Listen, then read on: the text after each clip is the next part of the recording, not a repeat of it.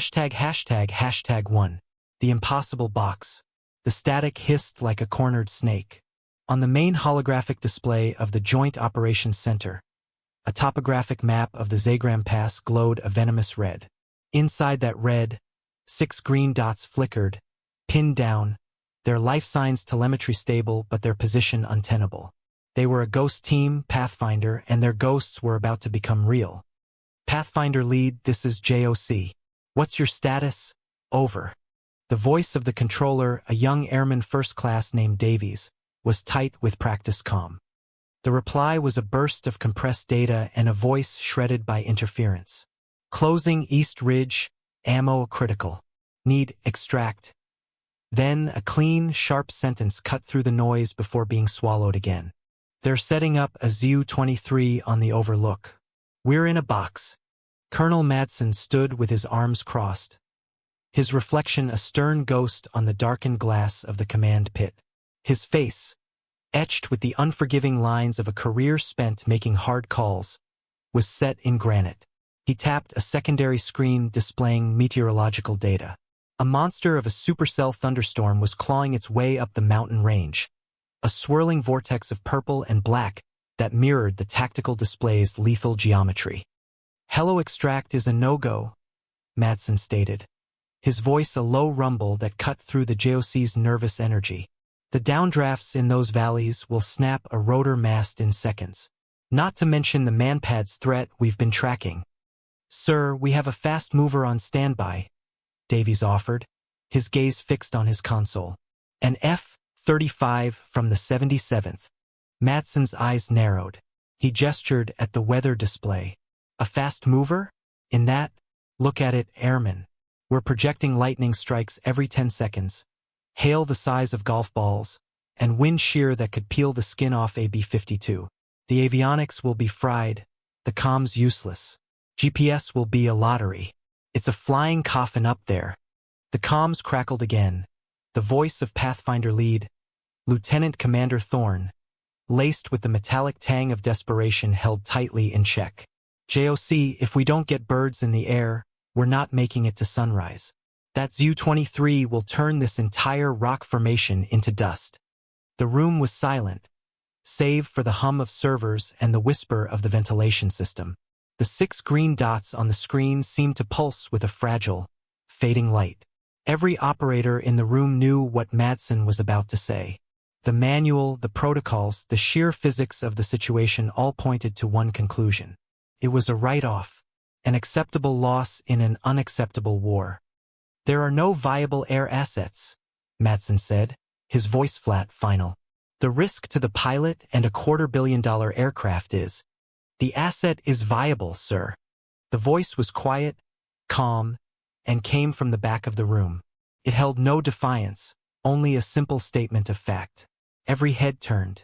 Major Eva Rostova stood by the entryway, already half into her flight suit. She was of average height, with dark hair pulled back in a severe bun, and her face was a study in impassive focus. She wasn't looking at the colonel. Her gaze was locked on the holographic map, her mind already flying the impossible ingress routes through the jagged peaks and violent weather. She had heard Thorne's transmission on the ready room speakers, and that was all she needed. ####2. The dismissal. Colonel Madsen turned slowly, his expression a mixture of irritation and surprise. He hadn't summoned the standby pilot. He didn't want a pilot here, seeing the faces of the men they were about to lose, adding emotional pressure to a decision that had to be cold and mathematical. Major Rostova, he said, his tone clipped and formal. This is a command decision. You are not cleared for this briefing. Rostova's gaze finally shifted from the map to meet his. Her eyes, a pale, clear gray, were like lenses, taking in data, assessing, discarding. They held no challenge, no insubordination. They simply held a different calculation than his own. I heard the call, Colonel. Pathfinder is compromised. She took a step forward, pointing not at the weather map, but at the topographical display. The storm front is moving northwest. The eastern shear wall of the pass will create a Venturi effect. The wind will be violent, but predictable. It creates a narrow corridor, Here her finger traced a line through a canyon that looked like a crack in the world's foundation. Madsen scoffed. A short, sharp sound of disbelief. A corridor? Major, that's a granite meat grinder. The turbulence alone would tear your control surfaces off. Your distributed aperture system will be blinded by lightning and precipitation. Your radar will be useless. You'll be flying deaf, dumb, and blind into a kill zone. Assuming the storm doesn't kill you first, he was ticking off points from a mental checklist, the same one that had already led him to his conclusion. This was procedural. This was risk management. The DAS can filter for thermal spikes against the cold rain, sir. I can see engine heat. I can see muzzle flashes. The Zu-23 will light up like a torch, she replied, her voice remaining perfectly level. The lightning sensor fusion can handle the data load if managed correctly. I can fly the terrain-following radar on a microsecond delay and cross-reference with the inertial navigation. It won't be blind. A murmur rippled through the junior officers in the JOC. They had never heard a pilot break down a tactical problem with such surgical, dispassionate precision. Madsen's face hardened. He saw it as arrogance, a pilot's ego writing a check the laws of physics couldn't cash. That's theoretical, Major. In the simulators, maybe. Up there, in reality, it's suicide, he snapped. The SEALs on that rock knew the risks. Every operator does. I will not sacrifice a pilot and one of our most advanced assets on a 1-in-a-million long shot, based on your theory. He turned back to the main display, a gesture of dismissal. The conversation, in his mind, was over. He had made his decision, stated his rationale. The chain of command was clear. With respect, Colonel, Rostova said, her voice still quiet but now imbued with a diamond-hard edge. You're calculating the risk to the asset. I'm calculating the probability of mission success. They are not the same equation. Madsen's jaw tightened. He didn't turn around. He spoke to her reflection in the glass. Are you telling me you can guarantee success? No, sir, she said. There are no guarantees. But I can guarantee that without air support, those 6 men will die. The manual says they are an acceptable loss. I believe that is a miscalculation. For a long moment, the only sound was the crackle of static from Pathfinder's last transmission, an echoing plea from a dying radio. Airman Davies watched the colonel, then the major, his young face pale. He was witnessing a clash not of personalities, but of philosophies. The rigid, unbending structure of command versus the fluid, adaptive instinct of the operator. Madsen finally turned, his eyes boring into Rostova. He saw no fear in her, no doubt. He saw only a terrifying certainty. He wanted to refuse, to shut her down, to assert his authority. But he also saw the 6 flickering green dots, and he heard the SEAL's voice in his head. We're in a box. He gave a sharp, almost imperceptible nod. It wasn't an order. It was a concession. The flight is not officially sanctioned for close air support. You are cleared for armed reconnaissance of the weather front. What you find there is at your discretion. It was a paper-thin excuse, a way to cover himself in the inevitable after-action report. Your call sign is Valkyrie 7-1. Your fuel state gives you 1 pass. Make it count. I only need 1, Rostova said. She turned and walked out without another word. ####3. The preparation. The hangar was a cavern of shadows and echoing silence, a stark contrast to the controlled chaos of the JOC. The storm raging outside pressed against the massive doors, its muffled roars a constant, low-frequency hum that vibrated through the concrete floor. At the center of the cavern sat her jet, designated VK-71, its angular lines and radar-absorbent skin seeming to drink the dim light. It wasn't a machine of brute force.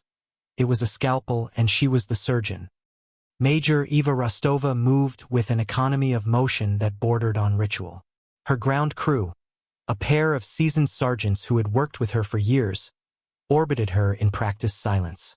They knew her process. They knew that before a flight like this, words were useless. The only communication that mattered was trust, precision, and the click of a harness locking into place. She pulled on her G-suit, the material stiff and cold against her skin. Each zip, Each strap tightened was a physical anchor, pulling her focus inward, away from the politics of the JOC and into the pure mechanics of the task ahead. Her helmet sat on a nearby workbench, its polished visor reflecting the hangar's amber lights. On the side, just below the oxygen mask receptacle, was a small, faded decal of a Valkyrie, wings spread, carrying a single star. It was a custom marking, technically against regulations, but one her crew chiefs ensured was never painted over. It had been there since her first combat tour in an F-16. As a crewman helped her into the survival vest, she ran a gloved hand along the leading edge of the jet's wing. The composite skin was cool and smooth, but she could feel the faint ripples and scars of its service. Near the intake, a panel was a slightly different shade of gray, a patch from a piece of shrapnel it had taken over Syria. She knew every inch of this aircraft. Its quirks, the specific frequency of its engine spooling up, the way it trembled just before breaking the sound barrier. It wasn't just a machine. It was a partner, a complex extension of her own will and senses. Her pre-flight check was a tactile conversation with the F-35. She didn't just glance at the control surfaces. She touched the joints, felt for any unusual give. She didn't just trust the digital readouts. She looked at the hydraulic lines herself, tracing their paths through the landing gear bay. This was the instinct Madsen couldn't quantify, the deep physical knowledge of the tool. Finally, she climbed the ladder and settled into the cockpit. The canopy lowered with a pressurized hiss, sealing her inside a world of glass and steel. The cacophony of the storm faded to a distant, muted drumming. Inside, there was only the low hum of the avionics coming to life and the soft whisper of the oxygen system. Her fingers danced over the glowing touchscreens of the panoramic cockpit display. She didn't use a checklist. The sequence was coded into her muscle memory. Power, avionics, inertial navigation alignment. She configured her displays, pushing the tactical feed to the main screen, dedicating a smaller window to engine performance, and another to the raw data from the DAS sensors, bypassing the standard interpretation filters. She wanted to see what the machine saw unfiltered, unedited. A voice crackled in her helmet. Tower confirms your window, Major. Winds at Angels 20 are gusting 120 knots. Severe shear. Copy, was all she said. She input the coordinates for the Zagram pass. The flight path projected on her display was a jagged red line stabbing straight into the heart of the storm's blackest core. The system flashed a cascade of warnings. Weather hazard, terrain conflict, route unsafe. She swiped them away, one by one, until the screen was clean save for the map, the target, and her path. With a final glance at the hangar dissolving behind her as she taxied onto the rain-lashed runway, she felt a profound sense of calm settle over her. Madsen saw a pilot in a machine. He saw a $250 million asset at risk. He was wrong. Out here, there was no pilot and no machine. There was only the Valkyrie, and she was about to fly into the storm she was born for. ###4. Ingress. The F-35's engine spooled into a guttural roar, a contained inferno defying the deluge soaking the tarmac. Rostova pushed the throttle forward, and the world outside her canopy became a liquid blur. The afterburner kicked in with a physical jolt that slammed her back into her seat, and VK-71 leaped from the runway, clawing its way into the bruised, churning sky. The ascent was a brutal fight from the first second. The aircraft, usually a paragon of stability, was tossed and battered by the storm's violent outer bands. Rain hammered against the canopy not as drops, but as a solid wall of water, the sound a deafening, percussive roar. Alarms shrieked through the cockpit. Wind shear, icing, proximity warnings from ghost returns generated by the electrical chaos of the storm. Eva systematically silenced them, her hands moving with an unnerving calm across the controls. She wasn't fighting the storm. She was feeling it, listening to it, letting the turbulence guide her hands on the stick and throttle. She leveled off at 20,000 feet, just below the storm's main anvil cloud, a churning mass of black and gray that boiled with internal lightning. Below her, the mountains were invisible, shrouded in a thick, impenetrable blanket of cloud. To anyone else, it was a blind man's nightmare. To her, it was a canvas waiting to be read. JOC, Valkyrie is on station, beginning reconnaissance, she said, her voice a flat line against the backdrop of atmospheric rage. Lid copy, Valkyrie, came Davy's voice, chopped and broken by static. Add you 5 by 1. Pathfind. Taking effective fire. She didn't need the confirmation. Through her helmet-mounted display, the world was no longer a gray void. The F-35's distributed aperture system, an array of 6 infrared cameras embedded in the aircraft's skin, was stitching together a 360-degree view of the world around her. The software, designed to filter out clutter, was struggling against the storm's fury. But Rostova, looking at the raw feed, saw past the noise. She saw the world in temperature. The supercooled rain was a dark, swirling curtain, but the friction of the wind against the granite peaks below made them glow with a faint, ghostly heat. Lightning spiderwebbed across the sky, momentarily whiting out her displays and making the airframe groan. An electromagnetic pulse followed each strike, and for a split second her systems would flicker. But the F-35 was hardened for this. The systems rebooted in microseconds, and her focus never wavered. She was a creature of the storm now, part of its chaos. She began her descent, a controlled fall into the abyss. The turbulence intensified, shaking the jet with bone-jarring violence. The airframe creaked and groaned in protest, a symphony of stressed metal and composite. G-forces tugged at her, trying to pull her into a black unconsciousness.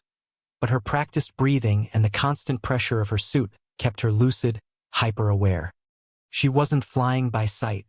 She was flying by feel, by the faintest shifts in pressure on the control surfaces, by the changing pitch of the wind screaming over her canopy.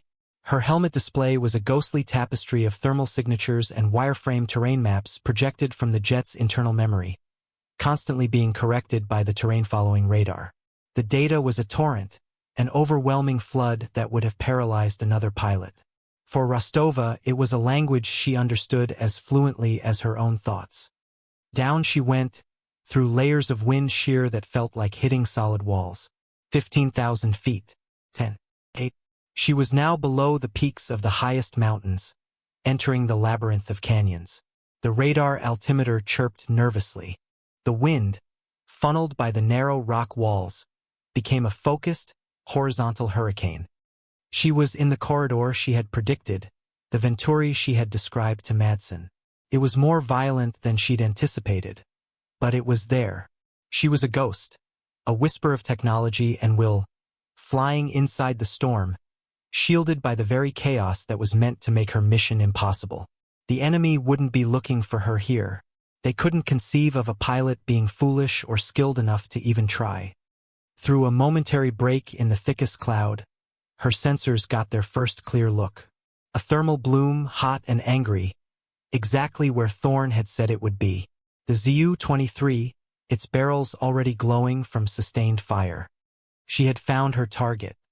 ####5. The first strike. On the rock face, Lieutenant Commander Thorn was counting his remaining magazines by feel. The rain was so heavy it felt like being at the bottom of a waterfall, and the cold had sunk deep into his bones. Below, the rhythmic, thunderous thump-thump-thump of the Zu-23 was getting closer, chewing up their cover inch by inch.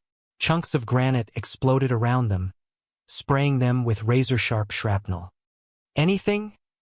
he yelled over the din to his comms specialist. The specialist shook his head, water streaming from his helmet. "Nothing but static, sir. JOC's gone dark." Thorn leaned back, the rough stone biting into his spine. He looked at the faces of his men, smeared with grime and exhaustion, but still steady, still ready. They were professionals. They would fight to the last man, to the last round. He had accepted that. Madsen's silence over the comms was his answer. They were on their own. The box was closing. Then he heard it. It wasn't the roar of a jet engine, which would have been swallowed by the storm. It was a sound that didn't belong. A sharp, piercing shriek, like the air itself was being torn in two. It lasted for only a second, a blade of pure sound that sliced through the thunder. In the cockpit of VK-71, Rostova's world had compressed to the glowing symbology on her helmet display. The Zu-23 emplacement was a bright, pulsing square. Her thumb moved to the weapons control panel on her throttle. She selected a GBU-53/B Stormbreaker, a small-diameter bomb designed for precision in adverse weather. "Weapon away," she whispered to herself, the words a puff of condensation inside her oxygen mask. The bomb dropped from the internal bay, its fins snapping open as it fell into the maelstrom. It was a smart weapon, but in this electronic blizzard, its GPS and laser guidance were unreliable. Rostova had released it on a purely ballistic trajectory, a dumb drop calculated with the precision of a supercomputer, the one inside her own skull. She had factored in the wind, the jet's velocity, the altitude, the humidity. It was a feat of instinctual physics, a mathematical poem written in fire and steel. The bomb was invisible in the deluge. For 3 agonizing seconds, nothing happened. Thorn and his men flinched as another salvo from the Zu-23 ripped into the rock above them. And then the world turned white. A brilliant, silent flash erupted from the overlook, a man-made sun that vaporized the rain and illuminated the canyon in stark, terrifying relief. The sound followed a heartbeat later, a deafening, soul-shaking crack that was deeper and more visceral than the thunder. The shock waves slammed into their position, rattling their teeth and forcing the air from their lungs. When Thorn could see again, the rhythmic firing of the Zu-23 was gone. In its place was a burning pyre of twisted metal and secondary explosions as its ammunition cooked off. The immediate, suffocating pressure they had been under for hours vanished in an instant. The comms specialist's eyes were wide. "Sir, what the hell was that?" Before Thorn could answer, a voice, impossibly clear and calm, cut through the static on their squad radio, bypassing the jammed JOC channel. "Pathfinder, this is Valkyrie 7-1. That was your welcome party.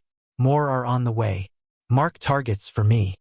Thorn stared up into the impenetrable storm clouds, a slow, disbelieving grin spreading across his face. He keyed his mic. "Valkyrie, you have no idea how good you sound. We're painting a mortar position on the West Ridge for you now. Be advised, we're seeing RPG teams moving through the scree below."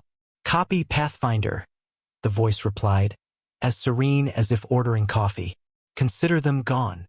In the JOC, Airman Davies gasped. A single telemetry packet had punched through the interference.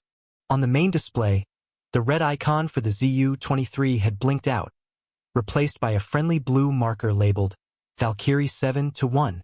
Colonel Madsen, who had been staring grimly at the screen, took a half-step forward. He leaned closer, as if he could will more data to appear. It was impossible. She shouldn't have been able to see the target, let alone hit it. Not in this storm. Not with one bomb. "Get her back on comms," he ordered, his voice tight. "Now! ###6. Escalation." The destruction of the Zu-23 sent a shockwave of confusion through the enemy forces converging on the pass. Their heaviest asset, their key to pinning and destroying the SEALs, had been vaporized by a phantom. They couldn't see a jet. They couldn't hear a jet. But the result was a crater of molten steel on the ridge. Their response was chaotic, but swift.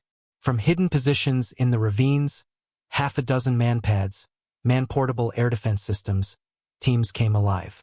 Their passive infrared seekers were perfectly suited for this environment. They didn't rely on radar that the storm would blind. They just needed to see the heat of an engine against the cold sky. In her cockpit, Rostova saw them instantly. On her thermal display, the sudden, sharp flares of the manpads igniting were like angry red stars being born in the gray chaos. "Valkyrie, multiple launches detected. From the valley floor." Thorn's voice was urgent over the radio. "Break! Break!" But Rostova didn't break. Breaking would mean climbing, exposing herself, giving them a clearer shot. Instead, she did the opposite. She pushed the nose down. "Negative, Pathfinder. I see them," she said, her voice betraying no emotion. The jet's automated defense system screamed warnings in her ear. Missile launch. 4 o'clock low. Flare. Flare. She ignored the synthetic voice. Flares would be useless. The thick, humid air would scatter their heat signature, making them a poor decoy. Her survival depended not on countermeasures, but on physics and audacity. She jinked the F-35 left, then right, not evading, but presenting the missiles with a constantly changing flight path, forcing their primitive guidance systems to make complex calculations in a turbulent, unpredictable airspace. On her display, she could see the faint heat trails of the missiles streaking up towards her, corkscrewing wildly as they fought the wind. Back in the JOC, a new stream of data began to trickle through. The F-35's data link, fighting the storm's interference, was transmitting fragments of what its sensors were seeing. Red triangles, the missile threats, materialized on the holographic map, all converging on Valkyrie's blue icon. Airman Davies's hands flew across his keyboard. "Sir, I'm getting telemetry. She has at least 6 manpads in the air, actively tracking." Madsen stared, his knuckles white where he gripped the console's edge. This was the exact scenario he had feared. A single pilot, alone, caught in a missile trap with no support. His rigid adherence to protocol had been born from witnessing situations exactly like this one go horribly wrong. "Tell her to disengage," Madsen commanded, his voice strained. "Jettison her ordnance and get to altitude." "That's an order." Davies relayed the command, his voice tight. "Valkyrie 7-1, JOC orders you to disengage. Egress to high altitude immediately." The response from the cockpit was immediate and unequivocal. "Unable to comply, JOC. I'm not clear of the threat envelope. And Pathfinder is still in the box." Rostova's world was a blur of motion and G-forces. She was throwing the multi-million-dollar fighter around the narrow canyon walls as if it were a nimble crop duster. The first missile, confused by a sudden downdraft and her sharp turn, smashed harmlessly into a cliff face.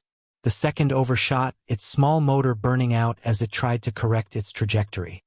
She was using the storm against them. She dove into pockets of extreme turbulence, knowing the missile's small control surfaces would be less effective than her own.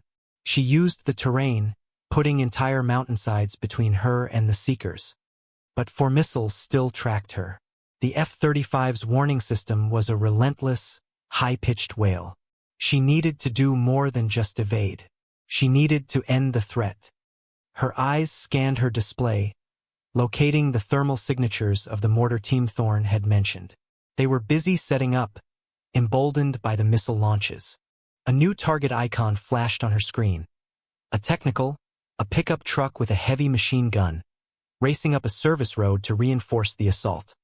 Madsen watched the tactical plot, his mind struggling to process what he was seeing. Rostova wasn't running. She was fighting. She was evading 6 missiles while simultaneously tracking and prioritizing new ground threats. She was conducting a symphony of violence in the middle of a hurricane. "Sir," Davies said, his voice filled with awe. "Her heart rate is 85 beats per minute." It was the resting heart rate of a healthy adult. In the middle of a life-or-death aerial engagement, Eva Rostova was as calm as a librarian shelving books. Madsen felt a crack appear in the rigid armor of his certainty. He had assessed the risk based on the machine and the environment. He had failed to properly assess the pilot. He looked at the screen, at the blue icon weaving an impossible dance of survival and lethality. "Open a direct channel to Pathfinder," Madsen said, his voice quiet but firm. "Tell them Valkyrie has tactical command. We will support her." It was an admission, a transfer of trust. He was no longer trying to control the situation. He was bearing witness to it. ###7. The pivotal maneuver. The remaining 4 missiles were closing. Rostova's defensive maneuvers had bought her time, but the Seekers were relentless, and her energy was bleeding off in the high G turns. She was running out of sky, boxed in by the canyon walls and the storm's ceiling. It was time to stop dodging and start dictating. "Pathfinder, get your heads down. I'm coming in low," she transmitted, her voice still unervingly steady. Thorn didn't question the order. Copy, Valkyrie. All Pathfinders are down. He and his men pressed themselves flat against the cold, wet rock, a sense of dread and anticipation warring within them. Rostova took a deep, centering breath, feeling the pressure of the G-suit around her legs and torso. She pushed the stick forward and rolled the F-35 onto its side, her left wingtip just feet from the glistening granite of the canyon wall. The jet descended rapidly, plummeting towards the raging river at the canyon's floor. The radar altimeter screamed a solid, unending tone. She was flying below the enemy. The RPG teams and manpads operators on the slopes looked down, their eyes straining through the rain, searching the dark clouds for their target. They expected a high-altitude fighter, a distant silhouette. They never thought to look in the chasm beneath them. Rostova leveled out less than 100 feet above the white water. The wind here was a physical entity, a chaotic, churning force that threatened to slam her into the canyon walls at any moment. Her helmet display painted the narrow chasm in ghostly green and white lines. A tunnel of death she was navigating at over 500 knots. Water spray from the river lashed against her canopy.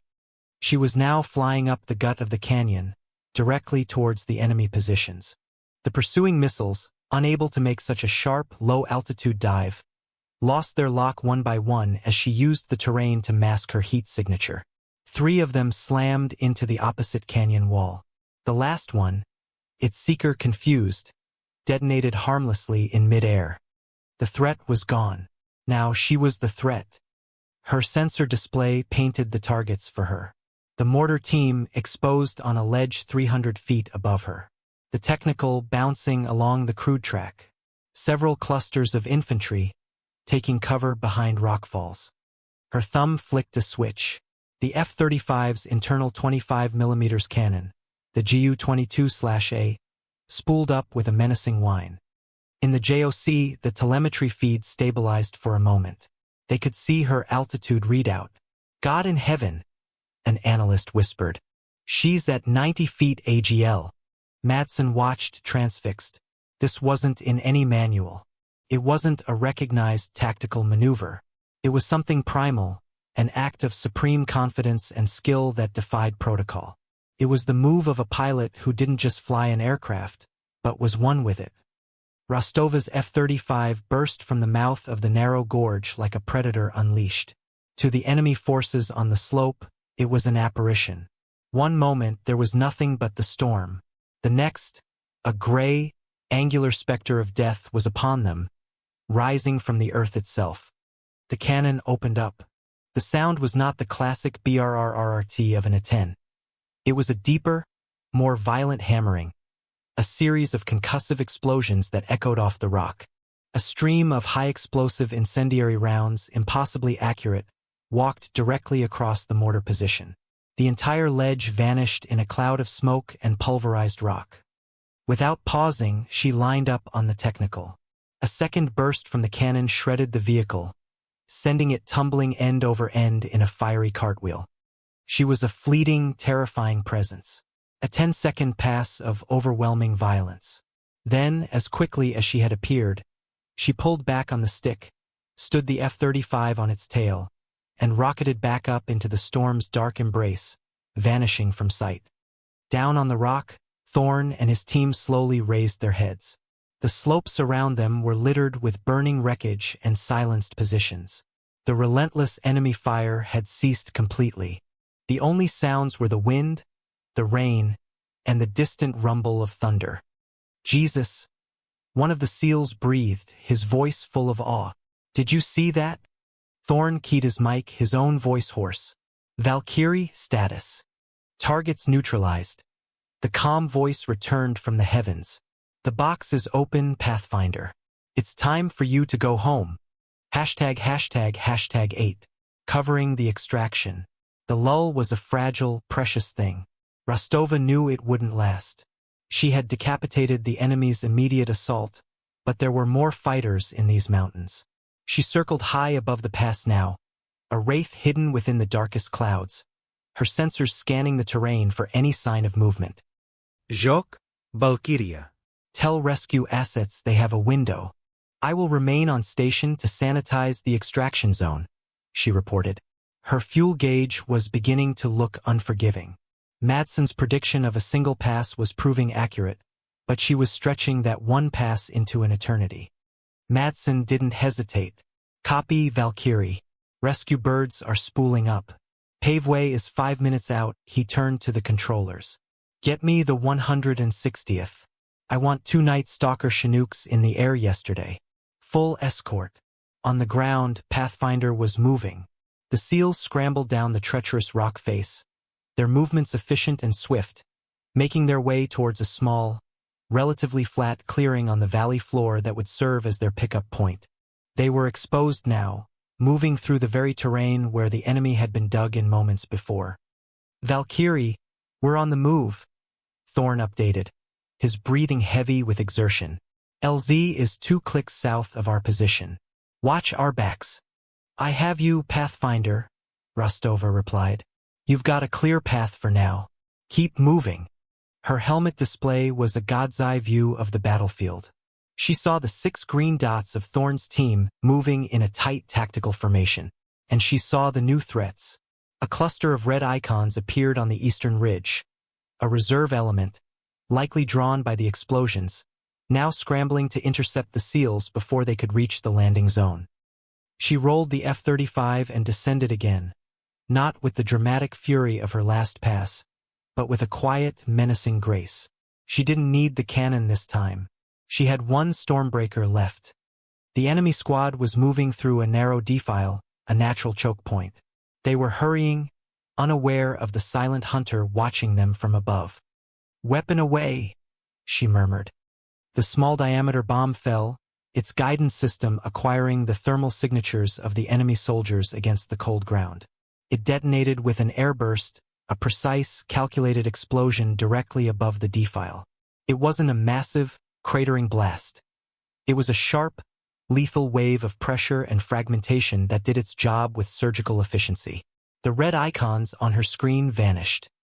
The extraction helicopters, 2 MH-47G Chinooks, appeared through the rain, their rotors beating a heavy rhythm against the storm. They flew low and fast, hugging the terrain just as she had, their pilots guided by the real-time data she was feeding them directly from her jet. She was their eyes, clearing the path before them. Paveway 1 and 2 are inbound to the LZ, the flight lead called out. Copy, Paveway. The LZ is cold. I am orbiting to the north, watching the high ground, Rostova confirmed. She held her position, a silent guardian angel circling in the storm. Her fuel warning light began to flash, a polite but insistent reminder that her time here was finite. She ignored it. Her mission wasn't over until Pathfinder was safe. The Chinooks touched down in the clearing, their ramps dropping before the wheels had even settled. The 6 SEALs sprinted from the rocks, piling into the dark interior of the lead helicopter. The entire process took less than 30 seconds. Pathfinder is on board. We are lifting. Thorn's voice, for the first time, held a note of profound relief. As the heavy helicopters began their ascent, Rostova's sensors flared with one last warning. A single man, an RPG gunner who had survived the initial onslaught, had crawled to a ridge overlooking the LZ. He raised the launcher to his shoulder, aiming for the trailing Chinook. Rostova didn't have a weapon left. She had no bombs, and her cannon was empty. She did the only thing she could. She pushed her throttle to the firewall and dove. The F-35 screamed down from the clouds, directly at the gunner's position. She flew so low that her engine's roar became a physical blow, a concussive force that shook the very mountains. The gunner, startled and overwhelmed by the sudden, terrifying appearance of the jet, flinched. His shot went wide, the rocket streaking harmlessly into the sky and exploding against a distant cliff. Rostova pulled up sharply, the F-35 groaning under the strain. She gave the retreating helicopters one last look, then turned her nose for home. Her fuel was critical. Her jet was empty, but her mission was complete. ####9. The recognition. The JOC was silent. On the main screen, The two blue icons of the Chinooks were moving steadily away from the red zone, flanked by the single, steadfast icon of Valkyrie 7-1. The 6 green dots of Pathfinder were safely inside them. Airman Davies let out a breath he didn't realize he'd been holding for 20 minutes. Colonel Madsen stood motionless, his eyes locked on the screen. He had watched the entire engagement unfold, from the impossible first strike to the final, audacious low pass that had served as a shield. He had witnessed a pilot single-handedly dismantle a prepared enemy force, in an environment his every instinct and manual had told him was unsurvivable. He had been wrong. Not just tactically wrong, but fundamentally wrong in his assessment of the human element. His rigid, by-the-book approach had nearly cost 6 lives. Her instinct, her quiet competence had saved them. The realization settled on him not with the bitterness of defeat, but with the weighty clarity of a hard-learned lesson. A comms link patched through to the command speaker. It was Lieutenant Commander Thorne, his voice clear now that the hellos were out of the pass. JOC, this is Pathfinder Lead. All call signs are secure. We are green across the board. There was a pause. Then he added, his voice thick with emotion. Please relay our deepest gratitude to Valkyrie. She pulled us out of the fire. There's no other way to say it. We owe her our lives. Madsen keyed his own microphone, his voice raspy. Solid copy, Pathfinder. Glad to have you back, he paused, looking at Rostova's icon, now nearing friendly airspace. And Valkyrie, your actions today have been noted. It was a stark understatement, but in the clipped, professional language of their world, it was the highest praise. An hour later, the storm had moved on, leaving behind a sky washed clean and bruised with the colors of twilight. VK-71 touched down on the wet runway with a whisper of tires, its landing as impossibly gentle as its mission had been violent. It taxied to its designated hardstand, the engine whining down with a sound of weary relief. When the canopy hissed open, Eva Rostova sat for a long moment in the sudden silence, the lights of the cockpit displays reflecting in her visor. She was just a pilot in a machine again. She went through her shutdown sequence with the same methodical calm she'd displayed throughout the entire flight. As she climbed down the ladder, her boots hitting the damp concrete, she saw a figure waiting for her, standing apart from her ground crew. It was Colonel Madsen. He didn't approach her immediately. He just stood there, his gaze fixed on the F-35. He walked a slow circle around the aircraft, taking in the water streaks on its skin, the faint smell of burnt cordite and ozone that clung to it. He looked at the machine that had performed miracles, and then he looked at the woman who had commanded it. Rostova pulled off her helmet, her dark hair damp with sweat. She met his gaze, her expression neutral, waiting. Madsen stopped in front of her. He didn't offer a handshake or a pat on the back. He simply stood at attention and gave her a slow, formal salute. It wasn't a colonel saluting a major. It was a warrior acknowledging a warrior. Your fuel margin was 17 seconds, Major, he said, his voice quiet. You cut it close. It was enough, sir, she replied, returning the salute with a sharp, precise motion. He nodded, held the salute for a second longer, then dropped his hand. He turned and walked away without another word.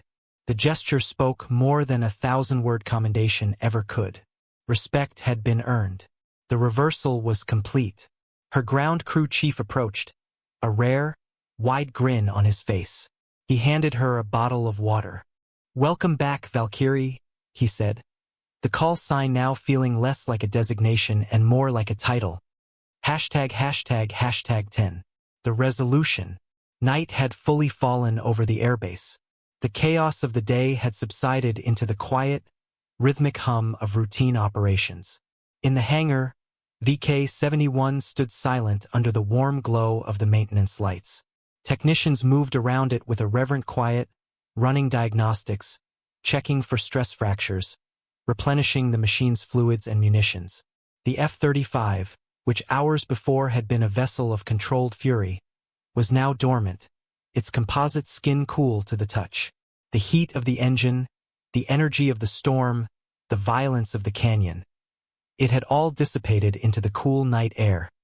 Eva Rostova, now dressed in a simple flight suit with the sleeves rolled up, stood at a workbench a short distance away, meticulously cleaning her helmet. She wiped down the visor, polished the shell, checked the integrity of the comm lines.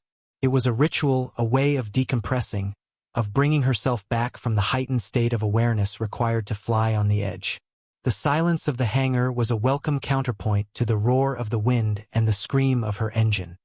She felt a presence beside her and glanced up. It was Airman Davies from the JOC, looking young and out of place amidst the grease and steel of the hangar. He clutched a datapad to his chest like a shield. "Major Rostova?" he asked, his voice hesitant. "Sorry to bother you, ma'am."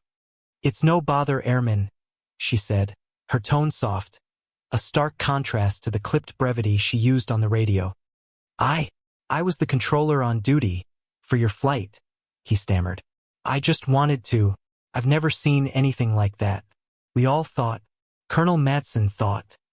The colonel made a sound tactical assessment based on the available data.